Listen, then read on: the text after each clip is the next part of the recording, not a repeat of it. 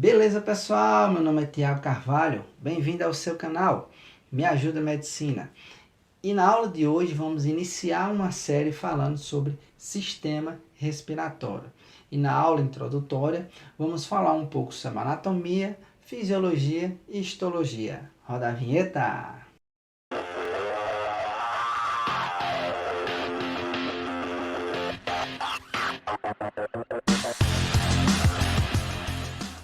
De volta, pessoal! Gente, para iniciarmos a aula de hoje, vamos começar falando sobre as funções do sistema respiratório. E a principal delas é a troca gasosa. Gente, existe um processo que nós chamamos de hematose. E o que é hematose, Tiago? É a troca gasosa que existe entre o oxigênio e o dióxido de carbono, o CO2, onde o oxigênio que a gente inala através do ar atmosférico chega nos alvéolos pulmonares. Dos alvéolos pulmonares, o que acontece com o oxigênio? Ele passa para a nossa corrente sanguínea. Em contrapartida, o dióxido de carbono, CO2, presente na nossa corrente sanguínea, proveniente do metabolismo celular, ele passa para os alvéolos pulmonares e ele é eliminado através da nossa expiração. Tá claro, pessoal? Função de defesa. Como é que ocorre isso, Tiago? A gente vai ver no decorrer de nossa aula que o nosso sistema respiratório ele possui várias estruturas que impedem que partículas estranhas ou micro-organismos invasores tenham acesso às nossas vias aéreas. Além disso, existem células de defesa e imunoglobulinas, como IgA, presente nas nossas vias aéreas, que irão combater algum tipo de micro-organismo invasor que tenha tido esse acesso. Tá claro, pessoal? Bom, regulação do nosso pH sanguíneo. Gente, existe uma substância que ele tem influência direta no nosso pH sanguíneo, deixando o nosso pH sanguíneo ou mais ácido ou mais alcalino. E quem é essa substância? O dióxido de carbono, o CO2. E quem é que controla a saída do dióxido de carbono da nossa corrente sanguínea? O sistema respiratório. Então, dessa forma, né, o sistema respiratório ele influencia diretamente na manutenção e regulação do nosso pH sanguíneo. Inclusive, tem um vídeo aqui no nosso canal que eu falo sobre distúrbio ácido básico, que envolve essa parte aí de regulação do nosso pH sanguíneo. Eu vou botar aí o link aí na descrição do vídeo. Tá claro, pessoal? Bom, função olfativa. Função olfativa é aquela que nos permite, né, a identificação dos cheiros. E é no sistema respiratório onde estão presentes essas estruturas que possuem essa função. E a função de fonação. A função de fonação, os nossos sons, eles são produzidos, mais especificamente, pelas nossas pregas vocais, pelas cordas vocais verdadeiras, que estão presentes na nossa laringe, que é um órgão que participa também do nosso sistema respiratório. Tá claro, pessoal, sobre essas funções? Bom, passar aqui. As nossas vias aéreas, elas são divididas em vias aéreas superiores e vias aéreas inferiores. Anatomicamente falando, quem é que faz parte das nossas vias aéreas superiores? O nariz, a faringe posterior, a laringe e os seios paranasais. A gente vai falar individualmente de cada uma delas, viu, pessoal, no decorrer da aula. E as vias aéreas inferiores, nós vamos ter aqui a traqueia, os alvéolos pulmonares, os brônquios e os bronquíolos. As vias aéreas superiores, elas estão presentes fora da nossa caixa torácica e as vias aéreas inferiores estão dentro da nossa caixa torácica, com exceção da traqueia, que existe uma porção cervical. Certo, pessoal? Funções das vias aéreas superiores. É nas vias aéreas superiores onde o ar que inalamos ele vai ser aquecido, umidificado e filtrado, limpo. Porque o ar inalado, pessoal, o ar que chega aos nossos pulmões, eles devem estar devidamente aquecido, umidificado e filtrado, limpo, certo? Outra função também é a da olfação, como já falamos. Bom, o nosso sistema respiratório ele se inicia no nosso nariz e termina no alvéolo pulmonar. E o nariz é formado pelo osso nasal e uma série de cartilagem, onde nós temos as cartilagens laterais, nós temos aí as cartilagens alar maior, as cartilagens alares menores e temos aqui a cartilagem septal, que é essa primeira aqui que a gente pode tocar e é bem molinha ela, certo, pessoal? Essa porção posterior aqui do nariz, só para título de informação, ela não é feita de cartilagem. Aqui nós temos aqui tecido adiposo, gordura. No interior do nariz, nós temos agora as fossas nasais. As fossas nasais, elas possuem 3 regiões. Nós temos aqui, primeiramente, o vestíbulo, que é a porção mais anterior, e é nele que estão contidas as vibríceas. As vibríceas são esses pelinhos que a gente tem aqui no nariz. E eles funcionam como os verdadeiros filtros, impedindo que partículas grosseiras tenham acesso às nossas vias aéreas. Nós temos aqui a área respiratória. A área respiratória ela é composta por 2 tipos celulares. Aqui nós temos as células ciliadas e as células caliciformes. As células caliciformes são células produtoras de muco. E esse muco ele vai contribuir na umidificação do ar e ele também ajuda na retenção de partículas grosseiras, né? Impedindo que elas sigam seu caminho. E as células ciliadas, elas já vão vir auxiliando, né? Varrendo esse muco até a nossa faringe, onde esse muco ele pode ser deglutido ou expelido por a gente. Nós temos aqui a área olfatória, né? É na área olfatória onde existem as células olfativas, né? Que são células responsáveis, são células receptoras, né? Responsáveis pela interação com as várias substâncias odorantes que nós temos aí no meio ambiente e que nos possibilita sentir o cheiro das coisas. Inclusive, eu tenho também uma aula aqui que eu falo sobre sistema olfatório. Vou deixar aí o link aí na descrição do vídeo. Certo, pessoal? Bom, agora deixa eu passar aí para o outro lado para falar aqui.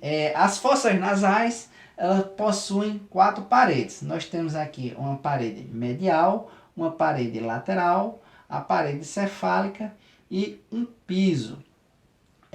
Fazendo parte aí de todo esse arcabouço aí, de toda a estrutura aí das fossas nasais aí, nós temos aí 4 ossos. Nós temos aí o osso etimoide, nós temos o vômer, o osso vômer, nós temos o osso esfenoide e o osso palatino. E existe também um outro osso aí, que é a concha nasal inferior, que é um osso próprio. Certo, pessoal? Bem, nas fossas nasais também nós temos aqui as conchas ou cornetos, que são o quê? São projeções ósseas do osso etimoide. Essas conchas elas são revestidas por uma mucosa altamente vascularizada, que vai contribuir para o aquecimento do ar inalado. E as conchas também, elas aumentam a área de superfície de contato com o ar. Tá claro, pessoal? E nós são 3 conchas. Nós temos a concha superior, a concha média e a concha inferior. Mas eu disse para vocês que as conchas são projeções do osso etimoide, né? Pronto. Com exceção da concha inferior, essa concha inferior ela não faz parte do osso etimoide. A concha inferior nós chamamos ela de concha nasal inferior, que é um osso próprio, certo? Bom, seios paranasais. O que são os seios paranasais? São cavidades ósseas, são cavidades pneumáticas, né? Cavidades cheias de ar presente em alguns dos ossos da nossa face, como aqui o osso maxilar, o osso etimoide, o osso frontal e o osso esfenoide.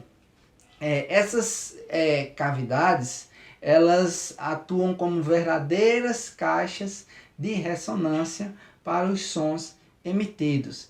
E nessas cavidades também, né, possuem células produtoras de muco. Muco esse que é drenado através de alguns orifícios que faz a comunicação com as fossas nasais. E às vezes, por algum problema de obstrução desses orifícios que comunicam essas cavidades com as nossas fossas nasais, quando ocorre algum problema de obstrução, né, o muco ele não pode ser drenado e vai contribuir para o surgimento das famosas sinusites. Tá claro, pessoal? Bom, laringe. A laringe é um órgão curto e que dá muito trabalho para estudar, viu, pessoal? Acho que dos assuntos de anatomia, a laringe foi um dos que mais me deu trabalho para poder estudar. É um órgão que comunica a faringe com a traqueia. A laringe ela possui vários músculos, possui várias estruturas cartilaginosas, como aí nós temos aí as cartilagens aritenoides, a cartilagem cricoide, a cartilagem tireoide, temos também a cartilagem epiglote. É uma série de estrutura. E fazendo parte aqui da laringe, nós temos aqui, principalmente aqui, ó, as cordas vocais verdadeiras, ou pregas vocais, que são as estruturas responsáveis pela produção do som, minha gente. Aí, como é que ocorre o som? Tem aí uma imagem aí para vocês aí, das cordas vocais, que são esses dois cordãozinhos brancos aí, certo?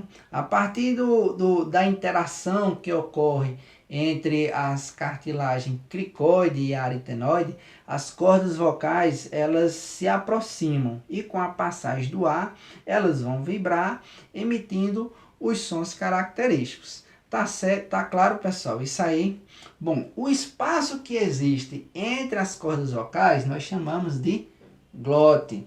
E uma cartilagem muito importante da laringe é a epiglote. Ela atua como uma defesa, impedindo que substâncias estranhas, bem como assim os alimentos e os líquidos que nós deglutimos, venham passar para a traqueia. No momento que a gente deglute o alimento, algum líquido, a epiglote ela fecha a glote, impedindo que o alimento ou o líquido tenha acesso à traqueia. E aí, ó, função da laringe, nós temos aqui a função de fonação, né, de produção dos sons a partir das cordas vocais verdadeiras, né, de respiração, porque ela permite a passagem do ar, e de defesa, porque ela impede, né, que substâncias estranhas, né, que não são para ter acesso aos nossos pulmões, né, tenha esse acesso, né, alimentos, líquidos, etc.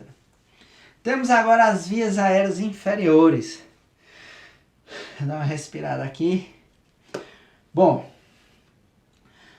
nas vias aéreas inferiores temos aqui, vamos começar falando sobre os pulmões. Nós temos o pulmão direito. O pulmão direito que está presente no hemitórax direito. O pulmão direito ele possui 3 lóbulos. Nós temos aí um lóbulo superior, um lóbulo médio e um lóbulo inferior. Dividindo esses lóbulos, nós temos fendas, que tem um nomezinho também. Dividindo o lóbulo superior do lóbulo médio, nós temos a fissura horizontal. E dividindo o lóbulo médio do lóbulo inferior, nós temos aí a fissura oblíqua. Certo, pessoal? O pulmão esquerdo, ele, ao contrário do direito, ele possui somente 2 lóbulos. O lóbulo superior e o lóbulo inferior. Dividindo o lóbulo superior do inferior, nós temos a fissura oblíqua. Certo? Gente, nós temos uma membrana serosa delgada que ela envolve os 2 pulmões, que nós chamamos de pleura. Existem duas pleuras. Nós temos aqui a pleura visceral. A pleura ela funciona como uma verdadeira sacola, um saco que envolve os pulmões literalmente.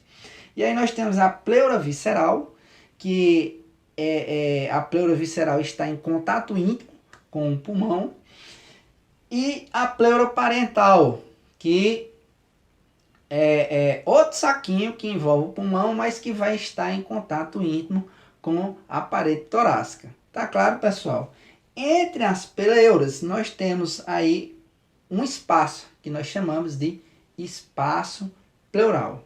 E esse espaço pleural ele está preenchido com um líquido que nós chamamos de líquido pleural. Esse líquido ele é bem pouquinho, ele está numa quantidade de 25 a 30 ml.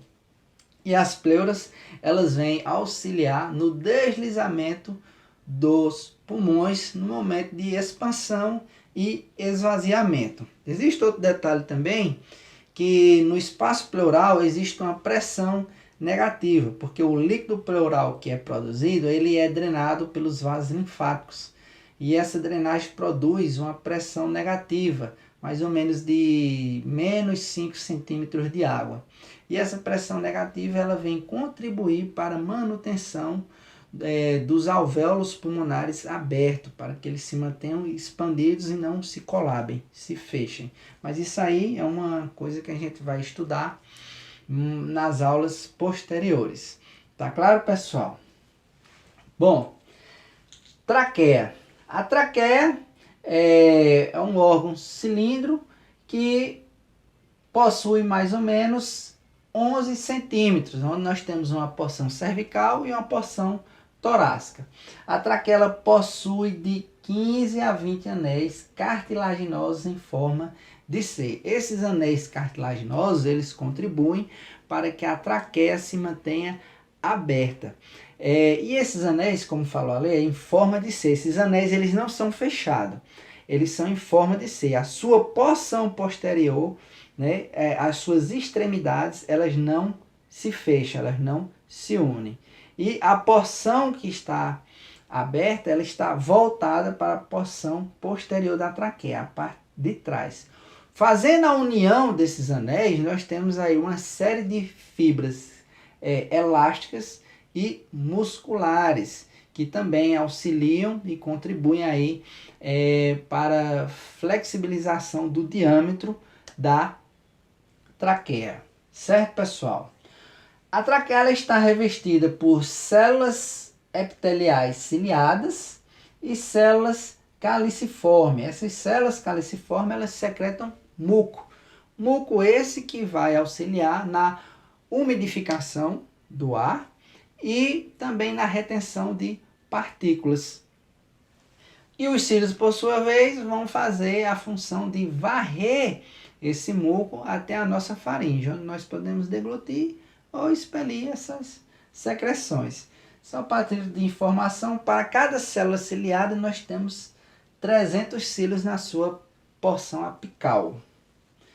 Bom, a traqueia ela se divide em dois brônquios, né? A nível da carina, quando termina a traqueia nós temos a carina e a traqueia ela vai se dividir em dois brônquios, que nós chamamos de brônquios principais ou de brônquios fonte. Esses brônquios principais, eles também se dividem. Eles vão se dividir em brônquios lobares e brônquios segmentares. No pulmão direito eu não falei para vocês que existem 3 lóbulos? Pois bem, então o brônquio direito ele vai se dividir ainda em 3 brônquios lobares, um para cada lóbulo. Já o brônquio esquerdo ele vai se dividir em 2 brônquios lobares, um para o lóbulo superior e outro para o lóbulo inferior. À medida que os brônquios lobares vão adentrando no pulmão, eles vão se dividindo ainda em brônquios segmentares, porque, pessoal, os pulmões eles ainda foram divididos em segmentos, né? Segmentos esses que estão já em cada porção lobar do pulmão. Certo, pessoal? Então, os brônquios principais vão se dividir em brônquios lobares e os lobares vão se dividir ainda em brônquios segmentares. Os brônquios, eles são chamados de espaço morto anatômico. Por quê? Tanto a traqueia quanto os brônquios são apenas vias de condução do ar. É só um meio pelo qual o ar vai passar até chegar aos alvéolos pulmonares. Não ocorre troca gasosa nos brônquios e na traqueia. Então, por isso que é chamado de espaço morto anatômico, porque não ocorre troca gasosa. À medida que os brônquios vão entrando para o interior dos pulmões, eles vão diminuindo o seu diâmetro, ao ponto que vão chegar a serem chamados de bronquíolos. E qual é a diferença aqui dos bronquíolos para os brônquios? Primeiramente, existe a questão do diâmetro e da espessura do lúmen. E também aqui, pessoal, nos bronquíolos, nós temos aqui poucas células ciliadas e caliciforme, porque as células ciliadas e caliciforme que eu falei aqui para vocês, que estão presentes na traqueia, elas também estão presentes nos brônquios. Mas já quando chega a nível de bronquíolos, elas estão poucas ou não tem mais, certo? E nos bronquíolos, eles ainda são divididos a partir do momento que eles vão adentrando para a periferia do pulmão, vão se distanciando. Nós temos aqui os bronquíolos terminais e os bronquíolos respiratórios. Eu destaquei aqui bronquíolos respiratórios por quê? Já nos bronquíolos respiratórios, nós temos as presenças de alguns alvéolos, muito pouco. Mas nos bronquíolos respiratórios já começa a ocorrer troca gasosa, porque existe a presença de alvéolo. E os alvéolos são as unidades respiratórias dos pulmões. Tá claro, pessoal? Então, essa parte aqui dos bronquíolos respiratórios é uma área de transição que ocorre entre a via condutora e a via respiratória, já onde ocorrem as trocas gasosas. Tá claro, pessoal? Bom, alvéolos, estamos chegando no final. Alvéolos. Os alvéolos são a unidade respiratória do pulmão. É lá que ocorre a troca gasosa, pessoal, a famosa troca gasosa. O alvéolo, ele é revestido por dois tipos de célula. Nós temos aqui o pneumócito tipo 1 e o pneumócito tipo 2. E existem algumas diferenças entre eles, aliás, muitas diferenças. Os pneumócitos tipo 1, eles ocupam 96 a 98% da superfície do alvéolo. O alvéolo ele tem um formato poligonal, é uma bolsazinha, um sacozinho, né, que se mantém ali aberto. E a sua superfície, 96 a 98% é de pneumócito tipo 1. Ele possui uma espessura fina. O pneumócito tipo 1 ele tem pouco citoplasma. Ele é quase como se fosse uma folhinha de papel. E por que isso aí? Qual é a função? Quer dizer, qual é a função não? Quando o oxigênio chega no alvéolo pulmonar, o que ele tem que fazer? Ele tem que passar para os capilares sanguíneos, para os vasos sanguíneos. E aí é de fundamental importância que o oxigênio ele não encontre resistência, não encontre barreira para poder chegar até o alvéolo sanguíneo, o capilar sanguíneo. Então, por isso que os pneumócitos tipo 2 são fininhos, ou seja, quanto mais fino for a célula, melhor para o oxigênio chegar até o capilar sanguíneo. Então, quanto menos barreira, melhor para o oxigênio. Então, por isso que são células finas, delgadas, com pouco citoplasma. E é o ponto de difusão gasosa. Tá claro, pessoal? Já o pneumócito tipo 2, eles ocupam apenas 4 e 6% da superfície do pulmão. A proporção do pneumócito tipo 1 para o pneumócito tipo 2 é de 1 para 1, viu? Pessoal, para cada pneumócito tipo 1, eu vou ter um pneumócito tipo 2. E eles produzem surfactante. Surfactante é uma substância que contribui para a manutenção do alvéolo pulmonar aberto, para que ele se mantenha aberto. A gente vai ver isso aí mais detalhadamente em aulas posteriores. Né? Ele possui um abundante citoplasma, são células maiores, e outra função dele é a de regeneração alveolar. Em algumas patologias, doenças e lesões que ocorrem a nível de alvéolo pulmonar, os pneumócitos tipo 2 são as células responsáveis que irão contribuir para a regeneração desse tecido. Bem, pessoal, a aula de hoje chegou ao fim. Espero que vocês tenham gostado. Se gostou, deixa um like, se inscreve no canal, ativa o sininho, deixa algum comentário aí pra gente. Eu fico muito feliz com o feedback de vocês. E lembre-se, nem só de pão viverá o homem, mas também de muito estudo. Deus abençoe a todos e até o nosso próximo encontro.